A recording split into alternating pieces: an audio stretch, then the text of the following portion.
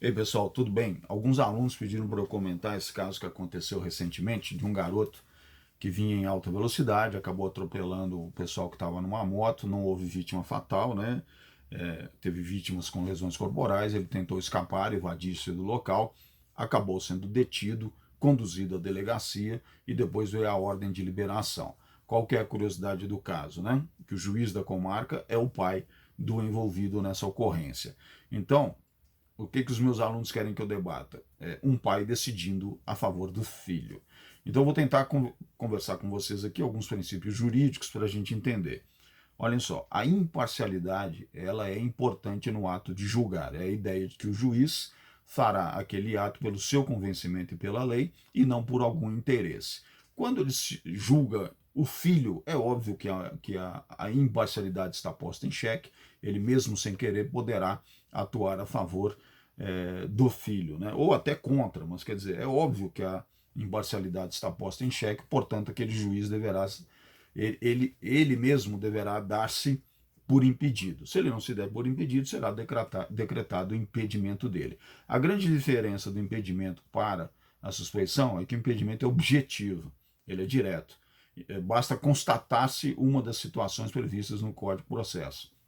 Já a suspeição, ela depende de demonstração, porque ela depende do sujeito, ela é presumida. Então há necessidade de demonstração daqueles fatos. Portanto, na suspeição se impõe a necessidade de ouvir a parte, o juiz no caso, né?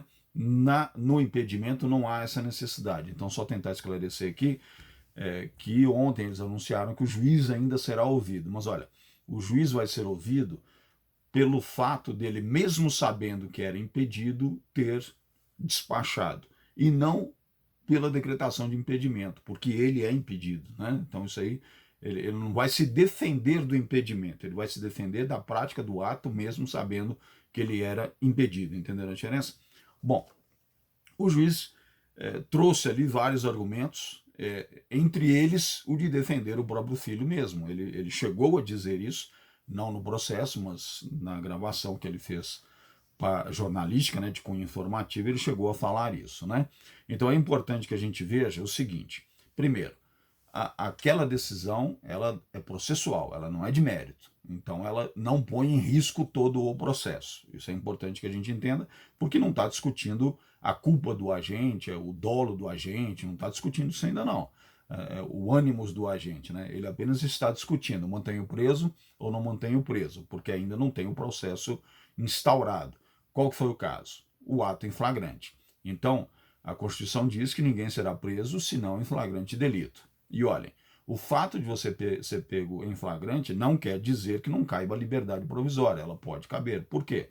Porque a regra é a liberdade, é responder em liberdade. Então, o conceito básico de uma democracia, e aqui eu não estou defendendo ninguém, só estou explicando, o conceito básico de uma democracia é que todo mundo é inocente até que se prove o contrário, portanto, essas prisões processuais, ou seja, antes da condenação, elas só vão se dar por um dos motivos que o próprio processo venha a elencar, né? Então, por exemplo, põe em risco as provas, ameaça as testemunhas, está com risco de fugir do país, algum motivo que põe em risco a existência do processo para apurar se aquela pessoa cometeu aquele ato ou se a pessoa não cometeu o ato, para que ao final seja declarada a inocência ou a condenação dessa pessoa, né? Seja absolvida ou condenada, né? Mas volto a dizer, apesar de ser prisão em flagrante, há crimes que cabe a liberdade mediante fiança ou até sem fiança, né? Vai depender do caso. Nesse caso, o juiz nem decretou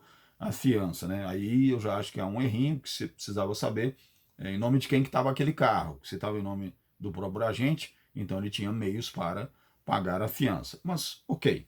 Então a liberdade provisória não é que ela seja uma regra, mas ela é comum nesses casos. Prende em flagrante, é analisado os casos, o caso em si, ver se tem endereço certo, se tem emprego, se tem residência no país, se a família está aqui, algo do gênero. Não há esse risco ao processo em si, portanto, pode responder em liberdade. Essa é uma das regras do nosso ordenamento jurídico. Então, até aí não tem problema nenhum. A motivação que o juiz usou, ele falou sem outro juiz na comarca. Isso é comum, as comarcas pequenas, elas têm um juiz normalmente que pega inclusive todas as áreas, né, civil, penal e etc. Então é comum, não teria outro juiz para julgar, né? A demora do TJ, Tribunal de Justiça, né, para a escolha de um juiz substituto. Não sei dizer, mas é comum que demore mesmo, né? Não é rápido trocar-se um juiz ou mandar-se um ato para outro juiz decidir, né? O fato de não haver cela, né, para filho de juiz. Gente, a lei não fala disso, mas é um motivo plausível mesmo, né? Quer dizer, a comarca onde há um único juiz que está condenando as pessoas, aí você põe o filho na mesma cela, obviamente você vai correr um risco ali para aquele menino que em tese, eu estou chamando de menino, vocês me entendem, né? Para aquela pessoa que em tese não é ela que pratica o ato, mas é bem assim, factível imaginar uma reação dos condenados contra o juiz se vingando na figura do filho, né?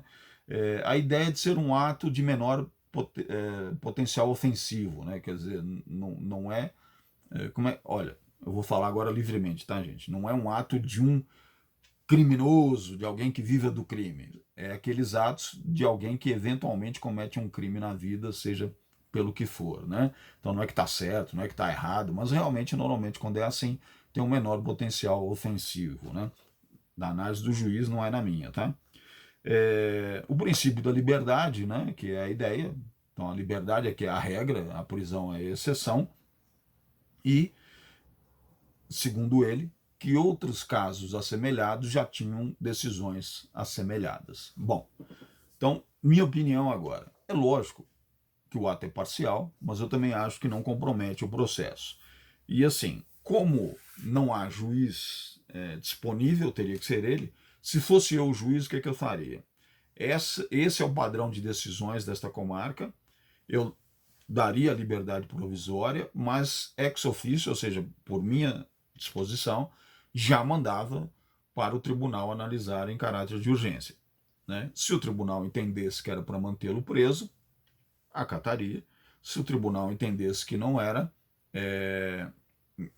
pronto, em liberdade já estava, né? Então, ou seja, a decisão teria um caráter precário até que haja a decisão de outro juiz ou de um tribunal sobre aquele ato, né?